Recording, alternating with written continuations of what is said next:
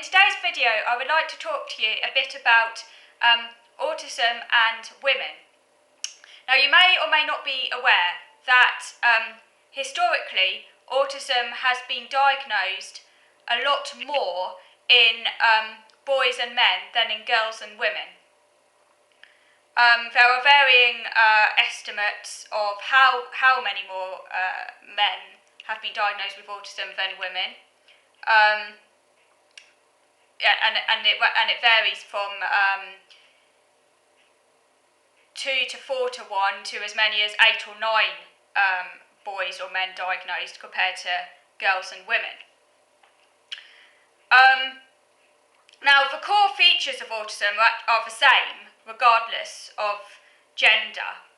The only thing that on average varies between girls and boys, men and women, are their coping strategies and reactions to being different. And this bias towards the diagnosis of boys and men and the oversight of and overlooking autism in women and girls has really actually goes right back to when autism was first conceptualised back in the 1940s. Hans Asperger himself, the paediatrician whose name was later given to what became known as Asperger syndrome, actually believed that it was not possible for autism in its full form, at least in its full form, to occur in girls.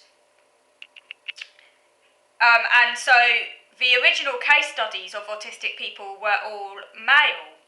The vast majority of research was carried out on autistic boys. It's a bit like a sort of circular thing where because it was assumed that autism was a male thing, all the research was therefore carried out on boys, and then obviously because you're only looking at boys, you then that the type of autism, if you like, that you're witnessing is how it's manifested in boys. So then you start to think that that's how autism is, and then obviously it's like a self-fulfilling circular prophecy, and girls continually get ignored and left out. But research now is showing that there are probably, in fact, just as many girls with autism as there are boys. It's likely to be more or less equal. It's just that the majority of girls are undiagnosed. And it was actually only between the years 2000 and 2004 that published research on gender differences in autism began to emerge. So this is still a very sort of early. We're very much at in the early stages of this research. And so the stereotype or general image that we have of autism is largely modelled on a male stereotype in general. If you think about how men have historically been described, as logical, unemotional, aloof, independent, and as having interests that are technical, object or machine-based, that is how autism is often seen, because of the fact that autism is seen as this sort of like extreme way of being male. That's a kind of like stereotype that exists. Conversely, the female stereotype has included characteristics such as empathy, creativity, imagination, and good social and communication skills. And because obviously autism is a social and communication disability, because women and girls are historically seen as being really good in those areas, people don't tend to sort of look for autism as much in girls because they think, girls must be really good in these areas. And even when girls are displaying really obvious autistic symptoms and behaviour, is often historically explained away as the result of something else. Not autism, but maybe the person might think, the girl's a little bit shy,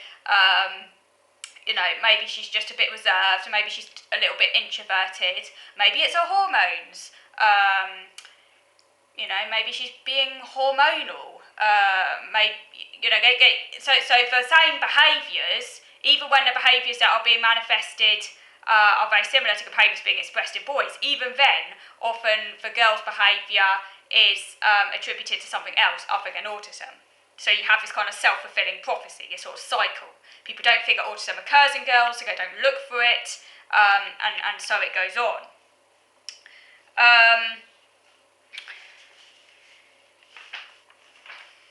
And obviously, you know, it's long been widely acknowledged that girls and boys are socialised differently, and obviously this can affect male and female behaviour and interests.